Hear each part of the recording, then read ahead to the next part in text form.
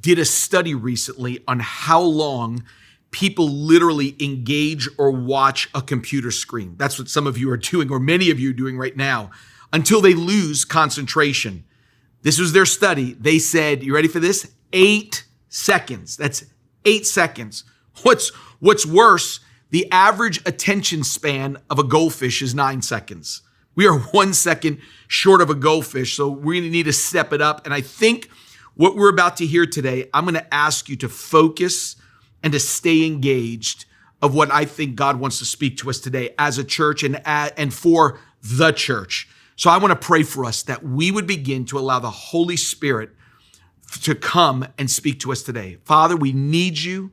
We thank you for what you're going to say. We thank you for what you're going to do. I pray that there would be focus and that, Lord God, there would be the work of the Holy Spirit that is going to come upon every individual today. In Jesus' name, amen.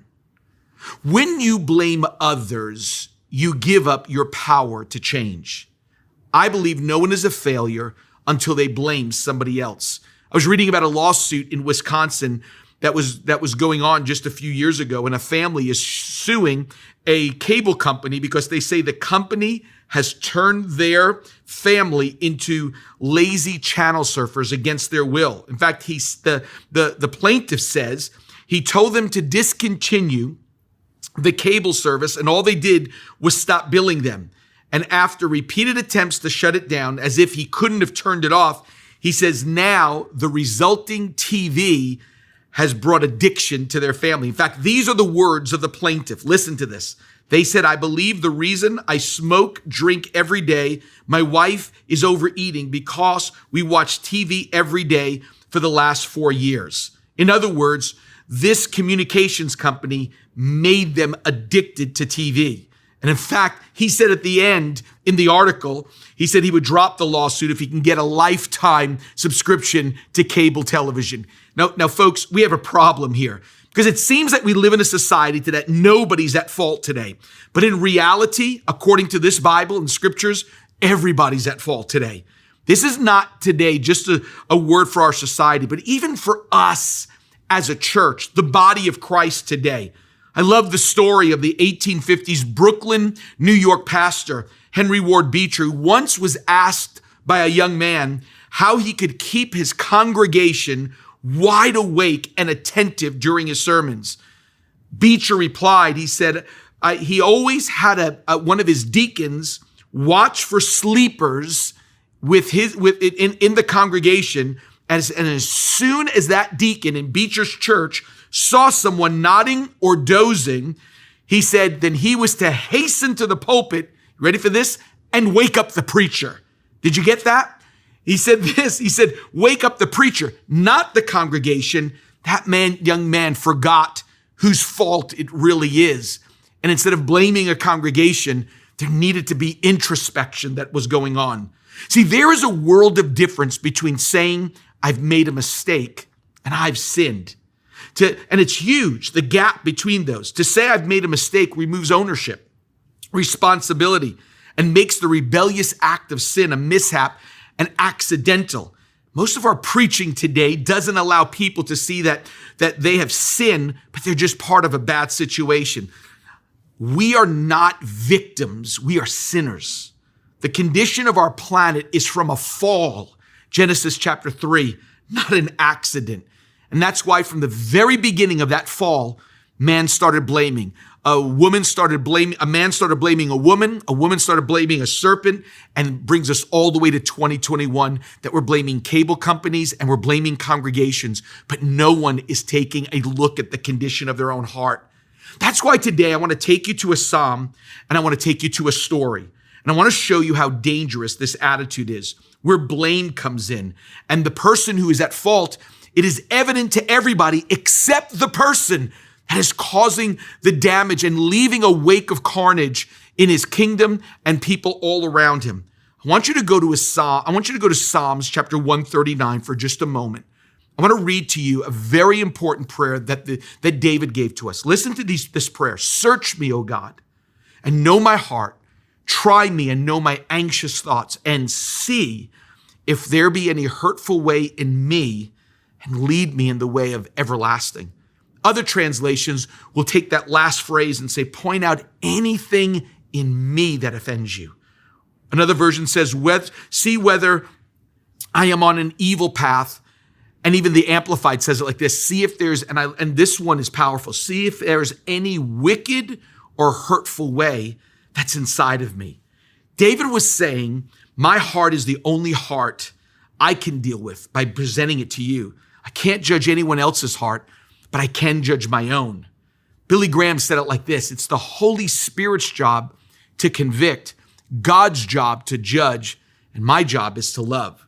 Even the Apostle Paul, the greatest Christian to ever live, didn't even trust himself to judge himself.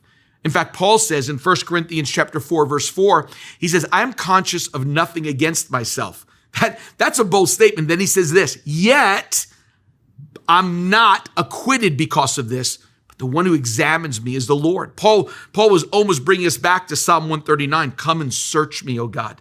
See, that type of attitude that David and the Apostle Paul has, this type of attitude needs to be birthed in prayer and really brought into personal conflicts and personal relationships that we have. Because when we have that heart and have that attitude, instead of saying things like this in conflict and relational conflict, instead of saying things like, you said this, maybe we could say, I may have misunderstood, or I could have been sensitive about these things and I may be at fault here. But so many times we start with the other person instead of starting with us. See, when you replace you with me, it diffuses a volatile situation. The person that does that has been before God, has done exactly what David says in Psalm 139. See, humility, that kind of humility that David and Paul are giving to us in 1 Corinthians 4 and Psalm 139 is what removes the tension in conflict, removes the tension in the room, because that's what a spirit of humility does.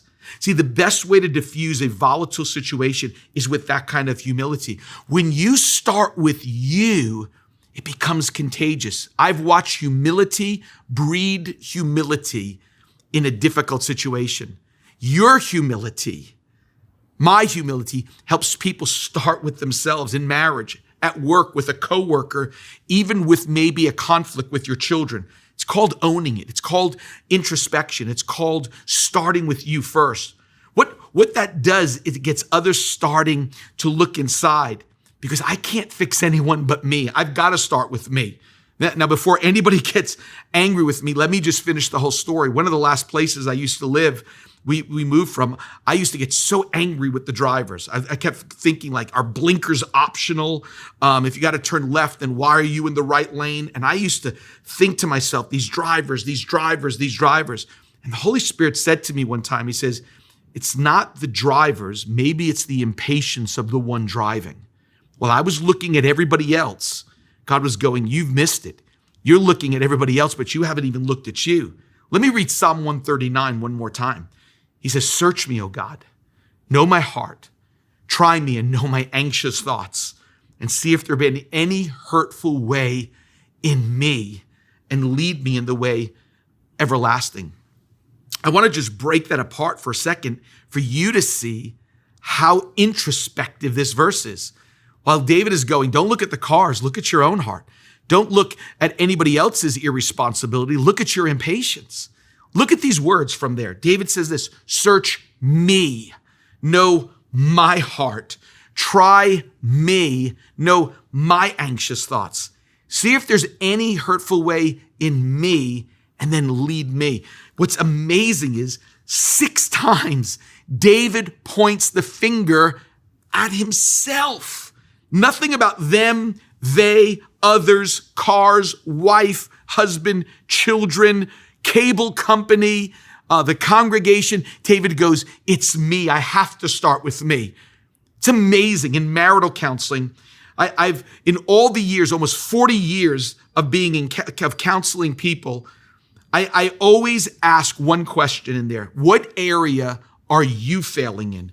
I even had one wife tell me this. She says, she paused and says, I can't think of one area. Then I said, let's start there. That's a great place to start, thinking of Psalm 139, because those areas that you're failing are the ones that can be changed. You may not be able to change your spouse, your mate, but you can start with you. See, every marriage counseling appointment always usually starts with the person talking about the other person. I've never had a marriage counseling appointment where it started like this. I'm the problem. Here is where I'm failing. Never in 4 decades of marital counseling. No one has ever started with themselves. That's why this story is so important, even for my own heart, to remember this. It's a story of David and Saul. It's a story of a young man playing worship music and an older man who's walked away from God. And the conflict and the blame begins in this story. You have the most anointed musician on the planet playing worship songs in a palace before a king. But I want you to keep an eye on the condition of David's audience, that who he's playing for. And I want you to see what happens at the first worship service recorded that David plays at, and the second worship service recorded that the Bible shows us. And then I want you to ask this question: did the music change? Why doesn't the harp work anymore? And you're going to see this. Samuel the prophet, here's the backstory, finds David and secretly anoints him in 1 Samuel chapter 16 to be the next king. Problem, there's another king on the throne. Saul doesn't realize David has just been anointed. David is a man after God's own heart, the David that wrote Psalm 139. And God uses David's gift of worship to put him in a palace in front of the most powerful man in Israel with a serious spiritual problem. Let me read this to you, starting in 1 Samuel chapter 16, verse 13. Then Samuel took the horn of oil and anointed him in the midst of his brothers. And the Spirit of the Lord came mightily upon David from that day forward. Samuel arose and went to Ramah. And now the Spirit of the Lord departed from Saul, and an evil spirit from the Lord terrorized. Did you just see what just happened? The Spirit comes upon David, and the Spirit lifts off Saul. Stay with me now. Saul's servants then said to him, behold, now an evil spirit from God is terrorizing you. Let our Lord now command your servants who are before you. Let them seek a man who is a skillful player on the harp. And it shall come about when the evil spirit from God is on you, he's going to play his harp with his hand, and you will be well. So Saul said to his servants, provide for me now a man who can play well, and bring him to me. Verse 18 says this: then one of the young men said, behold, I've seen a son of Jesse, the Bethlehemite, who is a skillful musician, a mighty man of valor, a warrior, one prudent in speech, a handsome man, and the Lord is with him. So Saul sent messengers to Jesse and said, send me your son David, who is with the flock. Jesse took a donkey, loaded it with bread and a jug of wine and a young goat, and sent them to Saul by David, his son. Then David came to Saul, attended him, and Saul loved him greatly. We're going to come back to that phrase. And David became his armor bearer. Saul sent to Jesse saying, let David now stand before me, for he has found favor in my sight. Now here it comes, folks. So it came about that whenever the evil spirit from God came to Saul, David would take the harp, play it with his hand, and Saul would be refreshed and be well, and the evil spirit would depart from him. Don't miss that. Spirit of the Lord came on David. The Spirit of the Lord departed from Saul. Saul is now tormented by an evil spirit. David plays his harp, and Saul is refreshed. That's 1 Samuel chapter 16. We have a kind of a pause in this story between the worship services, and in chapter 17, the great chapter of David versus Goliath, which kind of begins to become the fuel for chapter 18 going into the second worship service. I have to read this part to you because I want you to see how devastating, how important this is when you begin to put all this together. This is 1 Samuel chapter 18. Let me read you a few verses.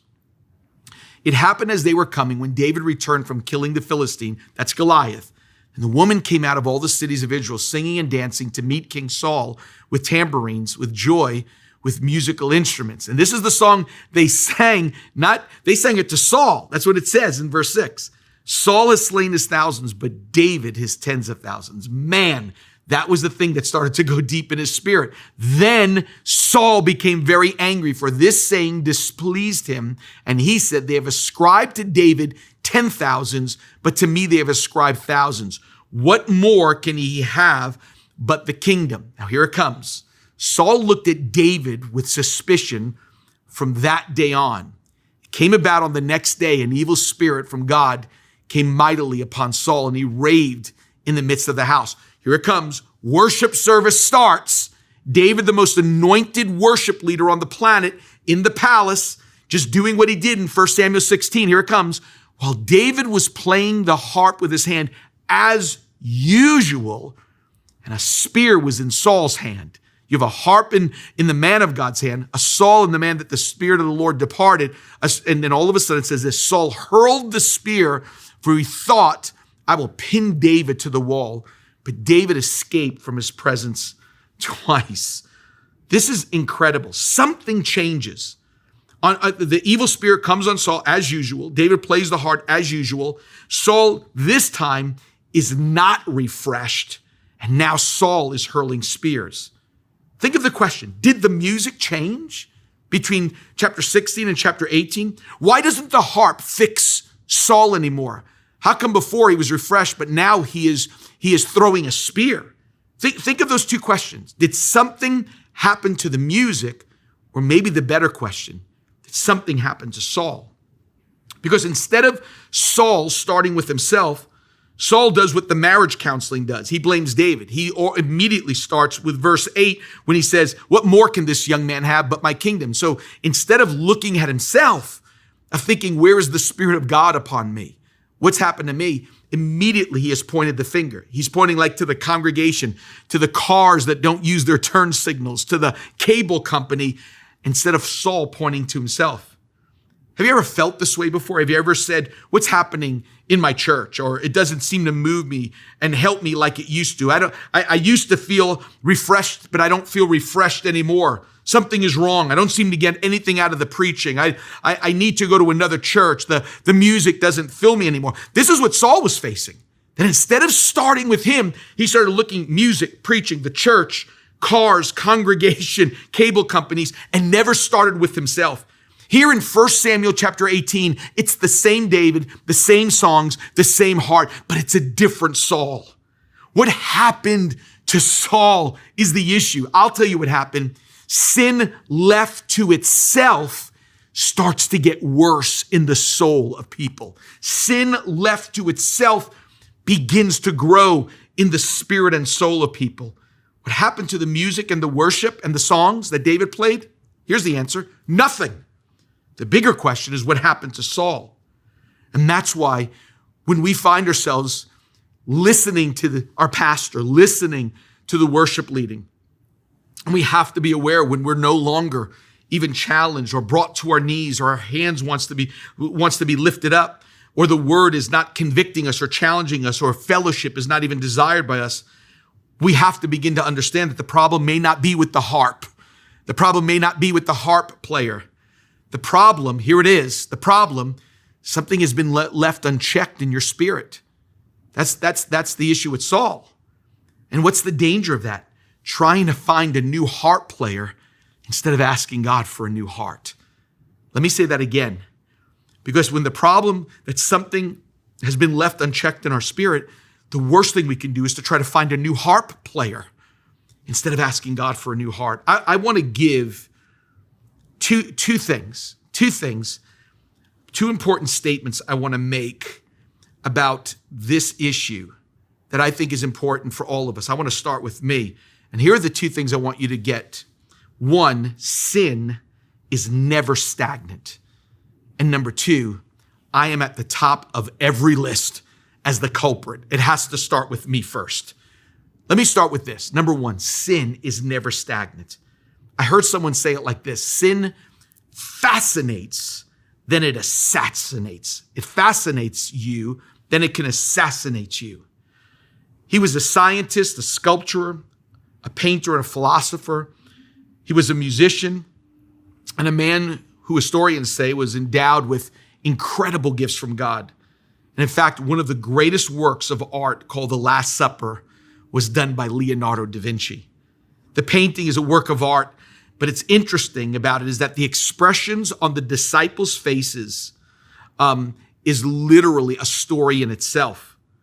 When you know about this painting, the expressions of 1495 when he was painting it were people around him, that he was looking at personalities and painting faces.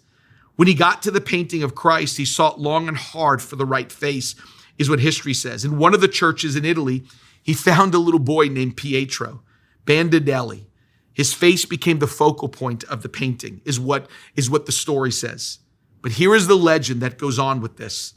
He says after he painted in 1495, it took him 3 years, all the way to 1498, after all the disciples that sat at the table of the Last Supper have all been painted except one. He was still missing Judas Iscariot. 3 years into the painting, you have painted every disciple except one, Judas Iscariot, and you've got the face of Jesus. He needed one that knew the miseries of sin, somebody that knew what it was to be embraced with sin. And after a long, hard search, he found a young man, and Leonardo stated his face even made him shudder. He asked the young man and said, "What is your name?" And he said, "I am Pietro Bandadelli. You painted me as Christ 3 years earlier." Folks, what happened? What happened to Pietro? How does somebody go from Jesus to Judas? How did Saul go from looking like an anointed king to a murderous employer who's throwing spears now at the most anointed musician on the planet? That instead of honoring David for killing Goliath, Saul chooses jealousy. Instead of celebrating with the women that sang David's song, he took their song as an assault. Charles Finney, the great evangelist from the 19th century, said it like this: sin will take you further than you want to go, keep you longer than you want to stay, listen to this, and cost you more than you want to pay. And that's why Finney says sin is the most expensive thing in the universe. If it's forgiven sin, it costs God his son. If it's unforgiven sin, it can cost the sinner his soul and an eternity in hell. Man, think of that. Sin is never stagnant. Undealt with sin grows at an alarming rate. See, sin always gets worse when it's left alone. Neglect feeds, or I'll say it like this. Sin incubates in darkness. It incubates when you try to cover it. It finds a way to grow, not like life does that needs sun and openness. Sin grows when it's dark inside. A.W. Tozer, the great Christian writer, called it the rule of the wild. He says, when you have a garden, he says, you never have to plant weed seeds. If you do nothing to your garden, he said, weeds grow by default. From his book, The Root of the Righteous, this is important for me to read this. I want you to hear A.W. Tozer's words and thinking what happened to Saul, what can happen to any one of us, because sin is never stagnant. He says it like this on this call of the wild, the hunger for the wilderness. He says, every farmer knows the hunger of the wilderness. No matter how well prepared the soil is, or how well kept the fences are, how carefully painted your buildings are, let the owner neglect for a while his prized and valued acres, and they will revert again to the wild and be swallowed up by the wasteland and the jungle. The bias of nature is toward the wilderness, never towards the fruitful field. That's powerful. That doing nothing, the bias of just nature is towards the wilderness, never towards fruitfulness. And then listen to what he says. Tozer goes, what is true of the field is true also of the soul. And I have to read this to you. The neglected heart will soon be overrun with worldly thoughts. Neglected heart, overrun with worldly thoughts. The neglected life will soon become a moral chaos. The church, listen, Times Square, the church that is not jealously protected by mighty intercession and sacrificial labors will before long become the abode of every evil bird and the hiding place for the unsuspected corruption. The creeping wilderness will soon take over that church that trusts in its own strength and forgets to watch and pray. And he ends with this: all spiritual effort that does not take into account the hunger of the wilderness and the wild will soon end up overwhelmed with weeds in its soul. Because Saul never dealt with himself, that's where the wildness started to come in. From being refreshed in chapter 16, now you're throwing spears in chapter 18. What was inside of him that grew to the point of murder? How crazy is that? Because sin never stagnates. What started as jealousy in Saul is now manifested into throwing spears. Folks, that's New Testament. James nails that. Here it is. James 4:1-2. What is the source of quarrels and conflicts among you? Is not the source your pleasures that, here comes the wild, wage war inside of your members. Here it comes. You lust and do not have, that's chapter 16. Chapter 18 of 1 Samuel, so you commit murder. This is incredible that James nails what Saul is facing. Sin is never stagnant. And finally, let me close with this. I have to realize I'm at the top of every list as the primary suspect. What is scary is that Saul never dealt with Saul. Saul never starts with himself. Never once in the story did he ever implicate himself as the issue in the palace.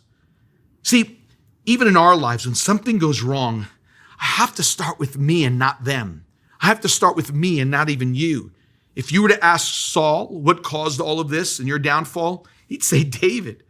See, if the first name out of your mouth is not your own, then you will never grow and never resolve conflict. You live a life of chaos.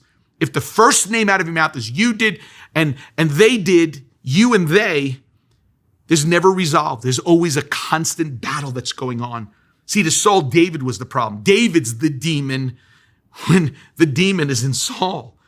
David is seen as the problem. Here's what's amazing. In 1 Samuel 16:21, the Bible says Saul loved David greatly. We read that. Then when you get to chapter 18, Saul becomes angry in verse 8, displeased in verse 8. And then all of a sudden in verse 9, he becomes suspicious. Verse 12 of chapter 18, Saul becomes afraid. And then finally in verse 15, he dreaded David. See, Saul is angry with David, looks with suspicion, afraid, dreads him. The only thing that happened between 16 and 18 is David, Goliath, and a song. But really one other thing, unchecked sin was not brought into account. The anger and the jealousy started to enter in and he started to embrace that sin. Spurgeon just shouts a warning to us, shouts a warning to me when he says, sin murdered Christ. Will you be a friend to it? Sin pierced the heart of the incarnate God. How can you even love it? Man, that is a trumpet for my soul today. Sin is never stagnant. I have to start with me. I'm culprit. I'm suspect number one. What powerful worship we had today. I love listening to our team leading in worship. I'm so thankful for that. Let me ask you a question.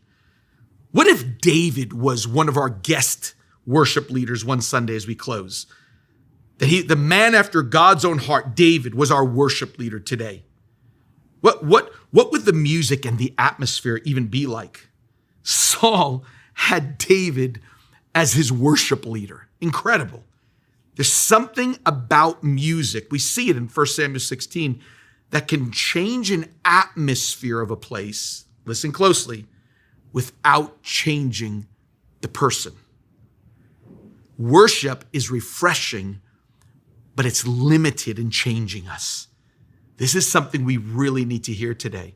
I remember in Detroit inviting these people from a cult that didn't believe Jesus was God to a church service. And they sat there, listened to the choir, listened to the singing. Their hands were even raised. Tears were running down their cheek, experiencing something genuine. But when it was all over, they were refreshed, but they weren't changed. David would play, Saul would be refreshed, but never changed. That's what 16:23 says. See, music is powerful, but it's limited because you have to meet Jesus and not a worship band. You need an encounter with the one we're singing about, the topic of our songs that you've been singing about. You can come to a service and leave refreshed, but also leave the same way that you came in. That's what a service will do. A service will refresh, but it can't change. I'm sorry, I have to go with the writer of Hebrews. Worship is poignant, but it's not as sharp as a two-edged sword, which is the word of God. See, if you come to a person, the person of Jesus, you can leave changed. No one can stay the same when Jesus is encountered. That's why, as one man said, Christianity is not coming to a place, but it's coming to a person. Folks, I have to remind you, places will let you down, but Jesus will never disappoint. I want you to be changed. I want you to meet that person today. One man said it like this: Jesus came to raise the dead. The only qualification for the gift of the gospel, you ready for this, is to be dead. You don't have to be smart. You don't have to be good. You don't have to be wise. You don't even have to be wonderful. You don't have to be anything. You just got to be dead. That's it. That's why Colossians 2:13 says, when you were dead in your sins, God made you alive and forgave us of all of our sins. I want you to encounter Jesus today. That's why the most important question I can ask you today is, have you been born again? Have you been born again? This is the question that changes everything. This is the question that you have to get right, because that's the question that determines forgiveness of sin and eternity in heaven with God. I use that term born again because some people begin to make the mistake when I ask them, how do you get to heaven? They will use things like water baptism. They'll say, I've taken communion, or I had a first communion. I go to church, or I'm a good person. All these things are good, but that's not what Jesus said. Jesus uses the words born again. It's Jesus' term. In John 3:3 and John 3:5, he says, no man can see the kingdom of heaven unless they're born again. In fact, Jesus says right after that, you must be born again. That means you can't make optional what Jesus says is a necessity. So the big question today is, let's take Jesus' words. Have you been born again? Well, Pastor Tim, can you explain it to me? Well, we'll remind you every single time. It's as simple as A, B, C. The very thing that we'll say to our children. Why do we say those kind of things? Because we want to make it as simple as we can. Let me give you a word that corresponds to each of those three letters, A, B, and C. A, it's admitting I'm a sinner. It really is the second point. It's going, I'm culprit number one. I'm the problem. It's getting honest with God that we all, starting with me, have a condition called sin that can't be fixed by a promise, a program, a pastor, a priest. We need help to fix it. I'm broken on the inside, and the diagnosis is sin. I have to admit I'm a sinner. Or as one person puts it, we're not mistakers in need of correction. We're sinners in need of a savior. We need more than a second chance. We need a second birth. That's where the B word comes in. B, believing that God sent his son to fix that sinful condition. I can't fix myself. You can't fix yourself. Saul needed God to fix him, but he couldn't even get by the letter A, admitting that he's a sinner, because it was David, it was them, it was blame. And the thing that will stop you from even starting with the letter A before you move to the B word, which is believe, is when we blame everybody else. It was my parents, my father, my community, this person, the church did this to me. We have to start with I'm the culprit.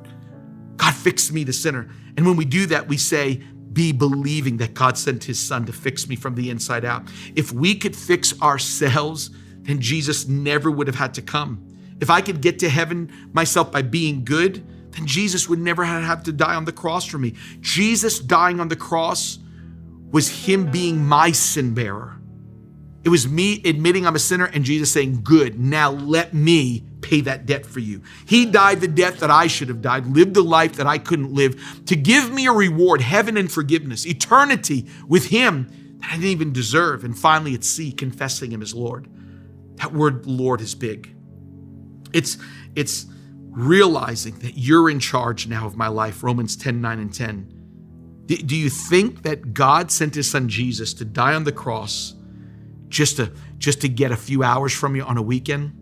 That's religion will tell you that, but not the Bible, not God himself. He said, I didn't send my son to die on the cross to get you to watch on a computer or sit in a seat in a pew on a Sunday for 2 hours. I sent my son not to get your Sundays, but to get every single day.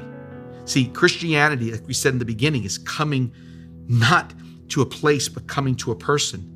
And that person now becomes in charge. That person becomes Lord. You're in charge of my life. And that's where God begins to change us. That just as you had a first birth, Jesus says we need a second birth. The first birth, many of you born in a hospital, that's your birth date physically. Now it's time to have a second birth date spiritually, and that can happen right now. Wherever you're at, I don't care what day you're listening on. You can be born again on a Monday or a Thursday. It doesn't matter. Sundays isn't the only day. Every day. God says now, today is the day of salvation. Today it could happen to you. If you want to be born again right now and say, I want to start this journey, but Pastor Tim, I'm not perfect. Exactly. Perfect people don't go to heaven. Forgiven people go to heaven. And if you're listening right now, I don't care if you're on a couch. I don't care if you're doing weekend visits with one of your children because you've been divorced. I don't care if you're a student right here in the city at Columbia and NYU. I don't care if you're watching from the UK or the Caribbean, Mexico or in the Philippines. I want to tell you, today can be your second birthday. Today your life can change. That today we start with us and say, God, I can't fix me. I need you to come into my life and change me from the inside out. Wherever you're at, if you're able to pray out loud, I want you to pray a prayer with me and start this brand new journey, not of religion, but a relationship with Jesus himself. If that's you, would you pray this prayer with me right now? Come on. If you're with, maybe it's a husband and wife saying, let's join hands. Let's pray this together. Say these words with me. Dear Lord Jesus, I believe you're the Son of God.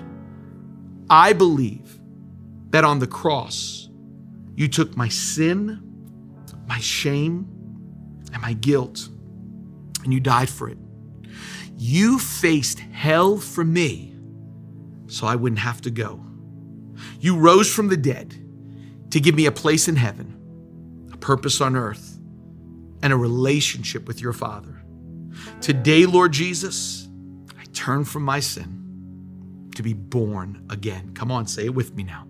God is my Father. Jesus is my Savior. The Holy Spirit is my helper, and heaven is my home. In Jesus' name, amen. Really, I could just tell you today, happy birthday. Happy second birth date. Spiritually, God has started a work inside of you. I want to challenge you to take just a simple step today. If you prayed this prayer, you have made the greatest decision of your life. You've decided today, that you are going to walk with God. Sins are going to be forgiven and spend eternity with him and start this journey with us. If that's your decision today, then I want you to text this word decided to 51000, 51,000. I want you to text the word decided to 51,000. Let me tell you what's going to happen, because this is important. We're watching people that are texting us the last 3 weeks. This is a brand new number, and they have started a 6-week journey with us on these next steps. And each day we're going to send you a link to a 5-minute next steps video that I am telling you is going to help you on this journey. Come on, text it on your phone, on your laptop. I want you to text that word decided and walk with us in these next 6 weeks on this amazing journey. We're so excited that you made that decision. God bless you.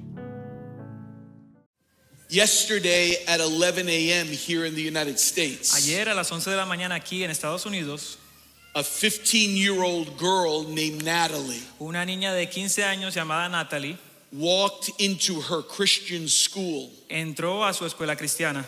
The name of the Christian school was Abundant Life. La escuela cristiana se llamaba Vida Abundante. It was in a state called Wisconsin. Era un estado que se llamaba Wisconsin. And Natalie that day Y Natalie ese día went from a little girl pasó de ser una niña pequeña to a murderer a una asesina and then committed y suicide. luego cometió suicidio.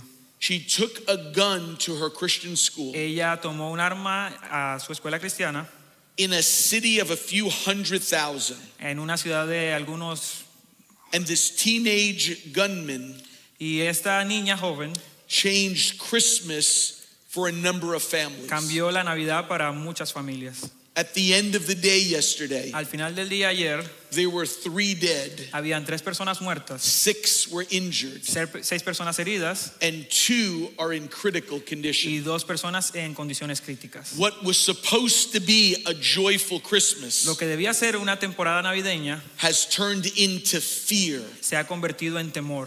People will be missing from the Christmas dinner table. Gente va a faltar en esa cena navideña. And for many, their celebration Y para muchos esa celebración has turned into a fear of death. se ha convertido en un temor a la muerte. They don't know what tomorrow holds. Ellos no saben lo que espera mañana.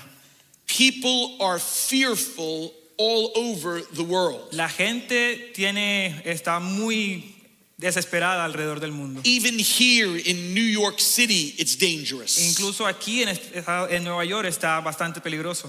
And we're watching places around the world, Y estamos viendo lugares alrededor del mundo, not just Ukraine and the Middle no East, solamente Ucrania y el Medio Oriente, but places are in despair right now. pero también lugares que están bastante locos ahora mismo. Syria has its government overthrown. Siria, que tiene su gobierno que es un caos. France and Germany are in trouble. Francia y Alemania, que están en un And caos. if there is ever a time that we need God to come, Y si hay algún momento donde necesitamos a Dios que venga, it is right now. es ahora mismo. We need him to come. Necesitamos que Él venga ahora. As I was preparing for this night, Mientras que me preparaba para esta noche, my sermon was all ready. mi sermón estaba todo listo. The notes were ready for the screen. Todas las notas estaban listas para la pantalla. But while I was in prayer this morning, Pero mientras que oraba esta mañana, the Holy Spirit spoke to me el Espíritu Santo me habló and said, put away your y notes. me dijo: pon tus notas a un lado. I want you to be obedient to what I want you to say. Quiero que seas obediente a lo que tengo que decirte. I would much rather step out in faith, Yo prefiero salir en fe, trusting the Holy Spirit, confiando al Espíritu Santo, than trusting in my own words. que confiando en mis propias palabras.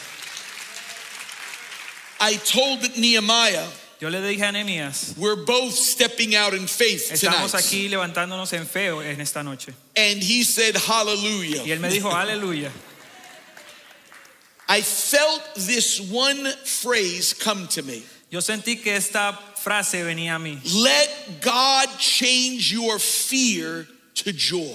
Deja que Dios cambie tu temor en gozo. Let God change your fear to joy. Deja que Dios cambie tu temor en gozo.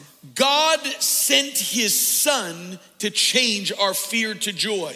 Dios envió a su Hijo para cambiar nuestro temor en gozo And then to help us walk in power. y para ayudarnos a caminar en poder.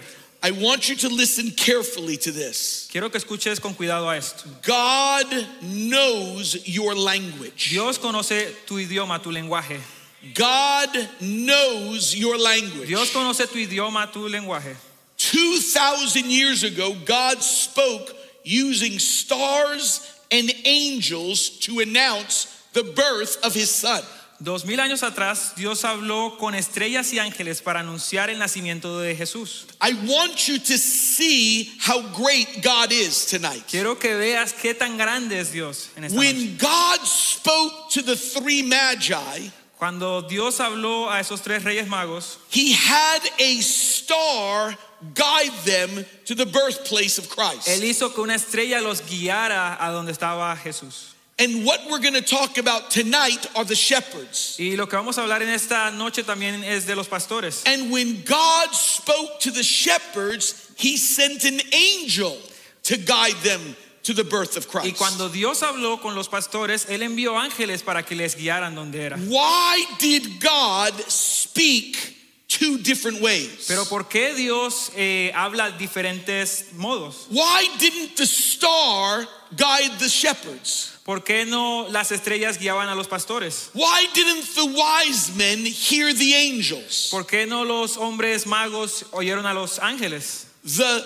magi were from Babylon. Los reyes magos eran de Babilonia.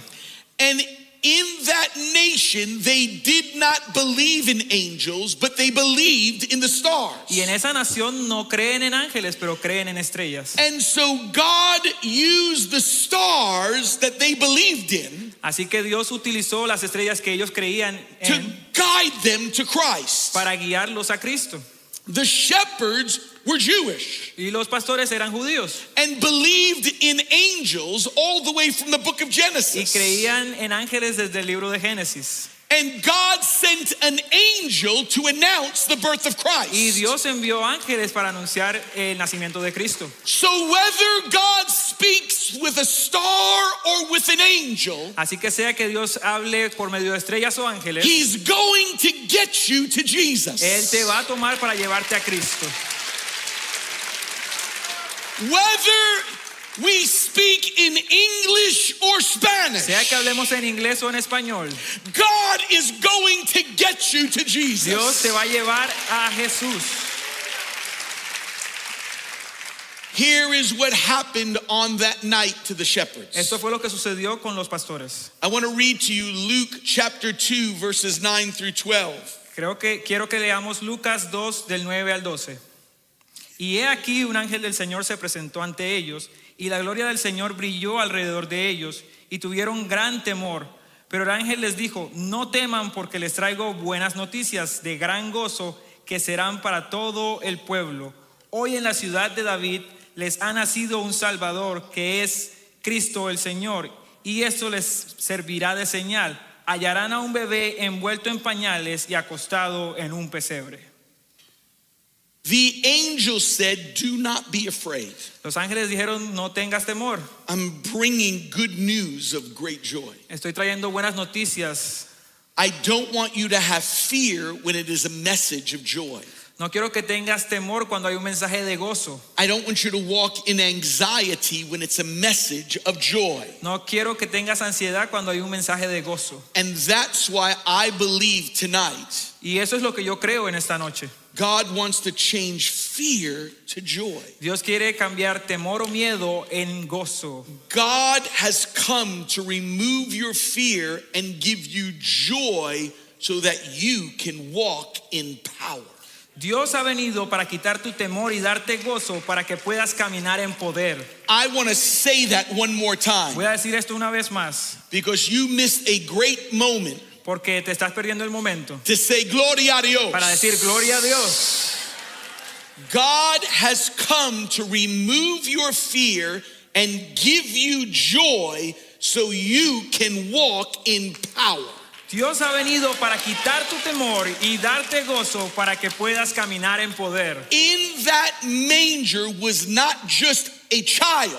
En ese pesebre no había solo un niño, There was power in that manger. había poder en ese pesebre, There was power in that stable. había poder en ese establo. Because that wasn't a baby only, that was God in the flesh. Ese no era un niño normal, ese era Dios en carne. The Bible says in Nehemiah 8:10 La Biblia dice en Nehemías 8:10 that the joy of the Lord would be our strength. que la alegría del Señor es nuestra fortaleza. Which means when fear leaves Que significa que cuando el temor huye and joy comes, y la alegría viene o el gozo viene, power comes along with el it. poder viene con eso. When fear leaves Cuando el temor se va and joy comes, y la alegría viene, you get power also. tú también recibes poder con eso. Let me explain for a moment. Déjame explicártelo por un momento.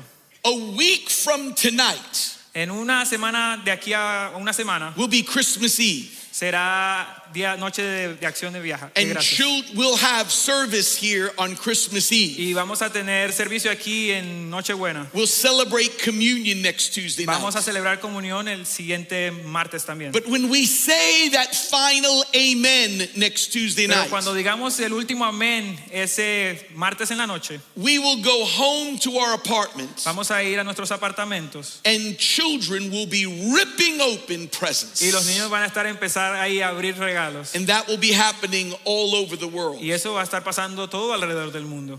We have been buying presents for our children for many years. Hemos estado comprando regalos para nuestros hijos por muchos años. And I remember a sentence that would be on a box of toys that was so important. Y yo recuerdo una oración que decía siempre en esas bolsas de regalos. And it was these two words Y eran estas palabras that can ruin the present que puede arruinar un poquito el presente, if el you regalo, didn't pay attention. si tú no prestabas atención. And it was these two Y words: son estas palabras. batteries required. Se requieren baterías. Because if you bought the gifts, Porque si compraste el regalo, but you didn't buy the pero si no batteries, compraste baterías, you might as well just get rid of the gifts. simplemente deberías cambiar el regalo. That's why they sell batteries at checkout. Por esa razón es que en el checkout también venden baterías. You can't buy a Nintendo unless you have batteries for the remote. No puedes comprar un Nintendo si no tienes baterías para el control. Dolls don't talk unless there's batteries. Las muñecas no hablan si no tienen baterías. Cars don't move unless there's power. Los carros no se mueven si no tienen poder. If there's no batteries, there's no power. Si no hay baterías, no hay poder. But I have good news tonight. Pero tengo buenas noticias para ustedes en esta noche. When God gave a gift, Cuando Dios da un regalo, hallelujah, aleluya,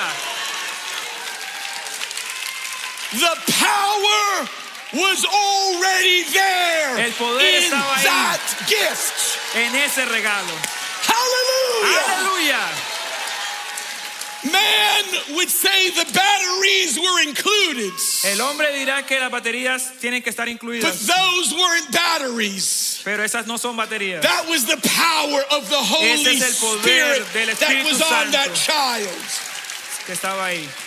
Let me remind you Déjame recordarte, what happens when you get Christ in your life. ¿qué pasa cuando tienes a Cristo en tu vida? Listen to Colossians 1:27. Escucha Colosenses 1:27. Pues Dios quería que su pueblo supiera que las riquezas y la gloria de Cristo también son para ustedes los gentiles. Y este es el secreto, Cristo vive en ustedes. Esto les da la seguridad de que participarán de su gloria. The Apostle Paul says Christ lives in you.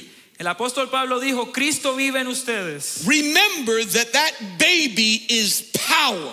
Recuerden que ese bebé es poder. That child is God. Ese bebé es Dios. Christ lives in you. Cristo vive en ti.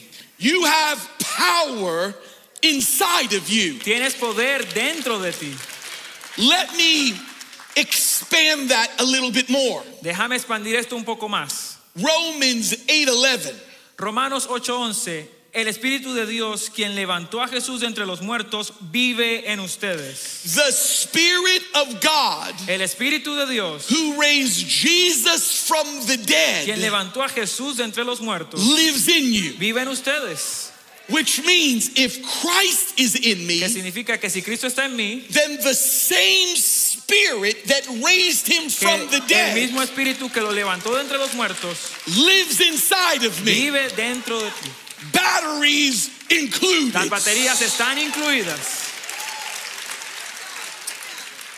Let me tell you what that resurrection spirit is. Déjame decirte lo que significa este espíritu de resurrección. Because it wasn't limited to the resurrection only. Porque no estaba limitado a la resurrección solamente. I want you to listen to how Paul expands it in Ephesians chapter 1. Quiero que escuches cómo Pablo lo hace en Efesios capítulo 1. Remember this. Recuerda esto. That baby is power. Ese bebé es poder. Batteries included. Baterías incluidas. Christ lives in me. Cristo vive en mí. Colossians 1:27. Colosenses 1:27. What does that mean when Christ is in me? ¿Qué significa cuando Cristo está en mí? That the Spirit of God who raised Jesus from the dead Que el Espíritu de Dios que levantó a Cristo de los lives muertos in you. vive en ti. But it's even bigger than that. Pero es más grande que eso. We want to read Ephesians 1:19 through 22. Leamos Efesios 1 del 19 al 22. Ruego que comiencen a comprender cuán increíble, grande es su poder para ayudar a quienes creen en Él. Es el mismo poder poderoso que levantó a Cristo de entre los muertos y lo sentó en el lugar de honor a la derecha de Dios en el cielo, muy por encima de cualquier otro rey, gobernante, dictador o líder. Sí, su honor es mucho más glorioso que el de cualquier otra persona, ya sea en este mundo o en el mundo venidero, y Dios ha puesto todas las cosas bajo sus pies. Hallelujah. Aleluya. Did you see what the Apostle Paul said? ¿Viste lo que el apóstol Pablo dijo? He said the same mighty power that raised Christ from the dead, Que el mismo poder maravilloso que levantó a Cristo de entre los muertos, that power that lives inside of us, ese poder que vive dentro de nosotros, Paul said seated him in the place of honor at God's right hand. lo sentó en el poder de honor. And then Paul says in verse 21, Y Pablo dice en el versículo 21, far above any king, muy por encima de cualquier rey, any ruler, cualquier gobernante, any dictator, cualquier dictador any o leader, cualquier líder, any president, cualquier presidente, any person. cualquier persona. And then he says, yes, his honor is more glorious Y luego dice, sí, su honor es mucho más than, glorioso than anyone else in this world. que cualquier otra persona en este mundo. And he says, and if you want to know how much power he Y has, si tú quieres saber cuánto poder él tiene, verse 22 el says, versículo 22 dice, and God has put all things under his feet. y Dios ha puesto todas las cosas debajo de sus pies. That's the power that lives inside of Ese es el you. poder que vive dentro de ti. We have been given the power of God. Nosotros nos han dado el poder de Dios. So I tell you tonight, Así que te digo en esta noche, when fear comes, cuando el temor venga, you declare this: tú declara esto. Christ lives in me. Cristo vive en mí. When sickness comes, Cuando la enfermedad venga, you lift your hands and say, tú levanta tus manos y di, Christ lives in me. Cristo vive en mí. When we are walking to the subway Cuando estemos caminando al metro and something looks fearful, y algo se vea temeroso and we're looking at individuals y veamos a gente rara that could hurt us, que nos puedan hacer daño, you declare right tú there, declara ahí mismo, Christ lives in me. Cristo vive en mí. Christ lives in me. Cristo vive en mí. Christ lives in me. Cristo vive en mí. Christ lives in me. Cristo vive en mí. Hallelujah. Aleluya. Stand with me. Levántate conmigo. Hallelujah. Aleluya. As the musicians come, Mientras que los músicos vienen, the Apostle Paul tells us, el apóstol Pablo nos dice, God has not given us a spirit of fear, Dios no nos ha dado un espíritu de temor, but of power, sino de poder, love, de amor and a sound mind. y de dominio propio. Lift your hands Levanta tus manos and say, you didn't give me a spirit of y fear, dile, tú no me has dado ningún but I espíritu de receive temor. power. Y yo recibo poder, I receive love. yo recibo amor, I receive a sound mind. yo recibo una mente sana. I want you to declare this Vamos, tonight. declara esto en esta noche. Christ lives in me. Cristo vive en mí. Christ lives in me. Cristo vive en mí. Hallelujah. Aleluya. Hallelujah. Aleluya.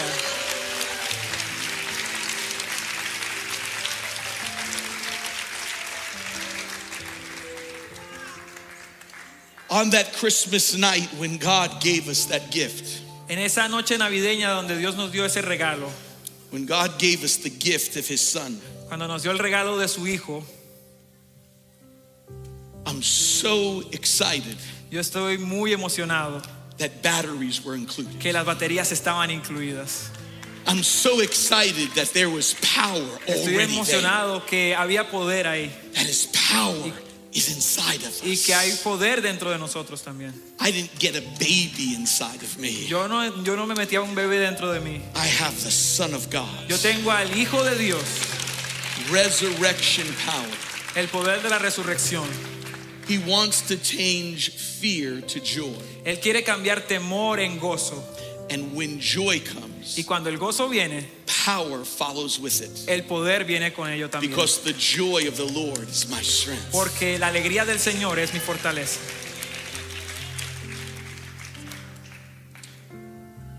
When you enter into a season of Christmas, Cuando entres a esta temporada de Navidad, there are fears that come. hay temores que vienen. Will I be alone? ¿Seré que estaré solo?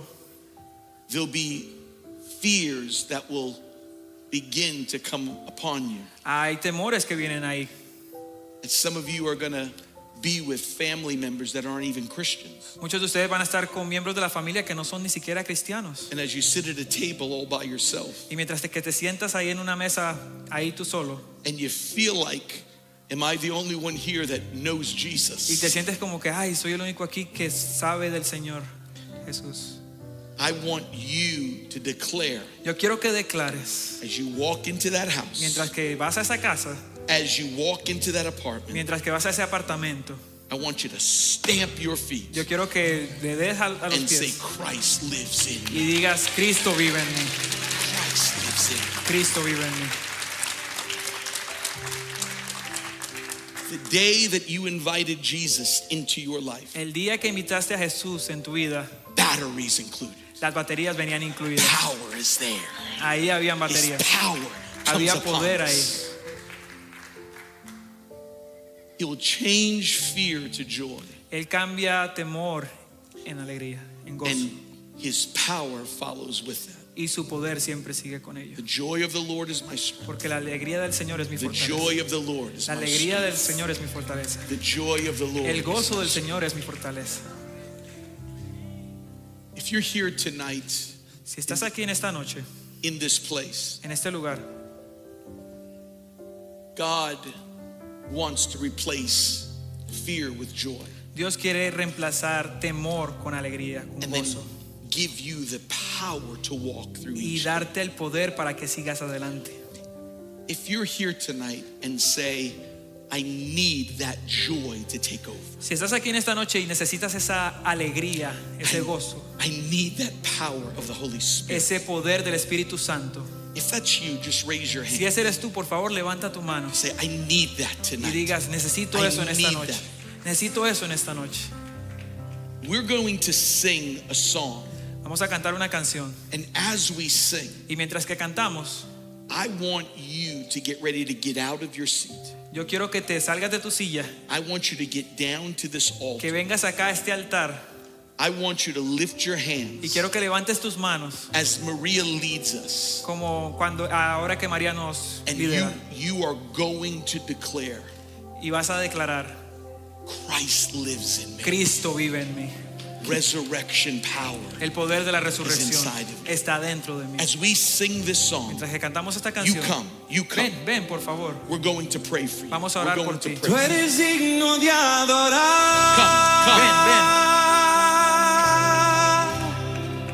Tú eres digno de adorar.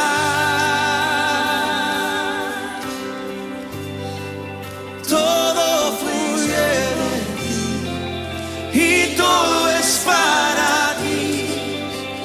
Tú mereces gloria. Tú eres digno, tú eres digno de adorar.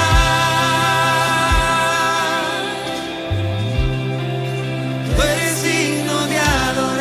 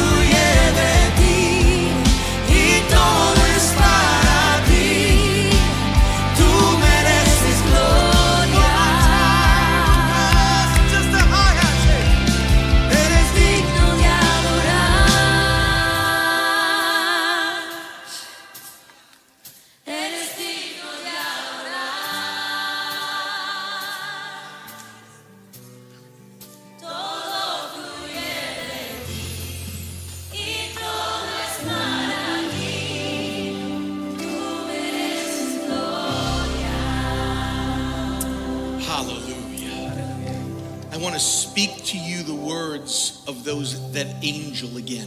Quiero hablar contigo las palabras de los ángeles de nuevo.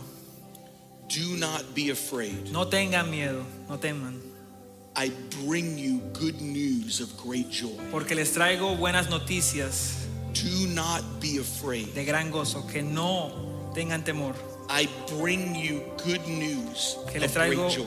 buenas noticias de gran gozo. How does it happen? ¿Cómo pasó? But there is going to be born in the city of David Porque va a nacer alguien en la ciudad de David, a Savior who is Christ the Lord. un Salvador que es Cristo el Señor. And that baby has power. Y ese bebé tiene poder. And the good news Y is las buenas Christ noticias lives in Es que me. Cristo vive en mí.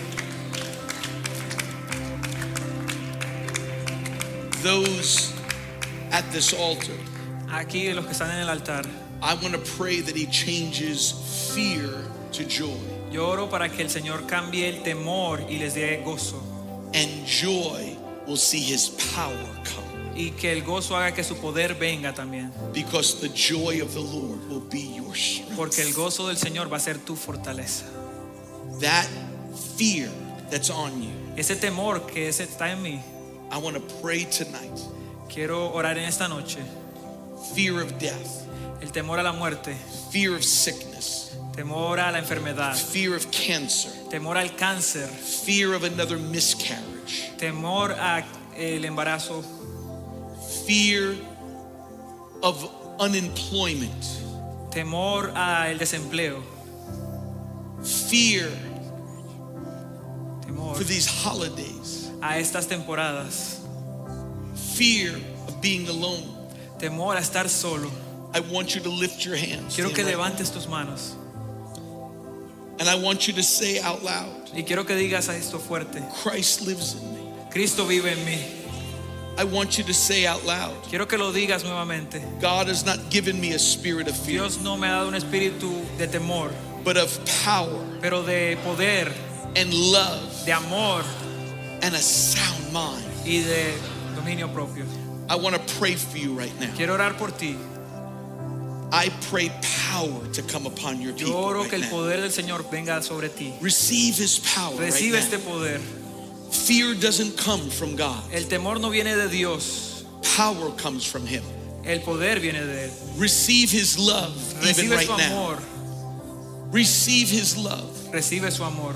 And God, I pray for every mind in this place. Dios, oro por cada mente en este lugar. The enemy is trying to flood it. Que el enemigo ha tratado de llenarla. He's trying to bring thoughts that would be worried about tomorrow and the week to come. Que ha tratado de llenarte con pensamientos sobre el mañana. But I pray a sound mind Pero oro por una mente sana. that says my future is in God's Que hands. diga que mi futuro está en las manos de Dios. I pray on them right now Yo oro ahora mismo that they would always know que ellos sepan siempre that Christ lives in me. que Cristo vive en mí. Resurrection power Que- lives in me. Que el poder de la resurrección vive en mí. That power that raised Christ from the dead Ese poder que levantó a Cristo de entre los muertos goes with me to my family's house. va conmigo a la familia de mi casa, de mis That familiares. power will come with me as I go back to my apartment. Ese poder va conmigo mientras que voy a mi apartamento. That power will follow with me to my job tomorrow. Ese poder me seguirá a mi trabajo. That power will cover me every single day. Ese poder me cubrirá cada día. That power will be with me at that doctor's appointment. Ese poder me seguirá al... I receive that power right now. Recibo ese poder ahora mismo. Hallelujah. Aleluya. Hallelujah. Aleluya. God replace fear with joy. Dios reemplaza el temor por alegría, por God gozo. replace fear with joy. Reemplaza el temor por gozo. Work a miracle right now. Haz un milagro, Dios. I have to ask one more question Quiero hacer una pregunta más before we rejoice tonight. antes que nos gocemos en esta noche. There's a difference between joy and happiness. Hay una diferencia entre gozo y felicidad. Joy comes from God. El gozo viene del Señor. Happiness comes from things happening. La felicidad viene de cosas que pasan. And in this world, that can change really fast. Y en este mundo eso cambia bastante rápido. But joy Pero el gozo stays with you siempre está contigo, even when it's difficult. e inclusive cuando hay momentos difíciles. There was an old song that the choir, that Mama May would remember this. Había una canción un poco viejita que Mamá May recuerda. There is Hay a song Una that the canción angels can't sing. que And los what is that ángeles no song? pueden cantar. Redeemed. It's redeemed. Because the angels, let me tell you the Que difference los of ángeles, déjame angels. decirte la diferencia. The angels have never had to sing with pain in their body. Porque los ángeles nunca han tenido que cantar con dolor en su cuerpo. Angels don't know how to rejoice with a cancer diagnosis. Los ángeles no saben cómo regocijarse con un cáncer. Angels have it perfect up there. Los ángeles lo tienen muy perfecto ahí arriba. But here's what's amazing. What makes this praise and worship grab the heart of God Y esto es lo increíble, lo que hace que esta alabanza y adoración sea un super boom. Psalm 22 says this, Es Salmo 22 que dice esto: that I will dwell among the praises of my people. que moraré en las casas de mi gente. That means when you start to praise him, Eso significa que cuando tú empiezas a alabarle, God says, I'm showing up. Dios dice, hey, me voy a mostrar. That means Eso significa, whether I'm in a difficult situation, sea que estoy en un momento difícil, I can do what angels can't do. yo puedo hacer lo que los ángeles no pueden. I can lift my hands Yo in puedo pain. levantar mis manos y alabarle. The enemy may be going after my El mind, enemigo puede venir a mi but I mente, can still lift my hands to pero God. puedo seguir levantando mis I manos can a still Dios. worship him for Puedo who he seguir is. levantando y adorando. I can thank him that he's still on the throne. Yo puedo levantar. Hallelujah. Aleluya. I have to read what it says in Psalm 22. Tengo que leerte lo que dice en Salmo 22. You don't have to turn there, Nehemiah. You don't have to interpret that. This is what it says. Eso es lo que dice. These were the words from Psalm 22. Estas son las palabras de Salmo 22. And it's Jesus used these words from the cross. Jesús utilizó estas palabras en la cruz. And this is what it says. Y esto es lo que dice: My God, mi Dios, why hast thou forsaken me? Dios mío, ¿por qué me has abandonado? That wasn't just from Calvary. Eso no fue solamente en el Calvario. That's from Psalm 22. Eso fue de Salmo 22. Jesus was quoting the Psalms. Jesús estaba diciendo los salmos. He says, God, I cry by day Decía, Dios, yo clamo a ti en el día and I don't see an answer. y no veo una respuesta. I cry at night, but I don't even have rest. Yo clamo en la noche, pero no veo respuesta. And here it comes. Y aquí viene. And then he says this. Y aquí dice esto: Yet you are still holy. pero aún así sigue siendo santo. And you, here it comes. Y tú, And you dwell amongst the praises of your people. y tú moras en las Those- alabanzas de tu pueblo. Those praises he's speaking about are Esas the alabanzas que te estaba praises, hablando are the praises of who he is, even when I don't feel him, see him, or son las see the alabanzas que, answers. aunque tú no That's lo veas, that aunque tú no lo praise. sientas, That's es esa that alabanza praise. que tú le puedes dar. Yet you're holy. Yet you're Aunque holy. sea que sea lo que Yet estés you're pasando, tú holy. sigues siendo santo. I don't see you. No te veo, I don't feel no te you. siento, Yet you're holy. pero sigues siendo Yet santo. you're God. Gloria a Yet Dios. you're in charge. Yet you are great. Sigues siendo santo. Yet you are in the Sigues throne. siendo santo. Hallelujah. Aleluya. Heaven can't praise that way El cielo no puede hacerlo así until we get there. hasta que lleguemos allá.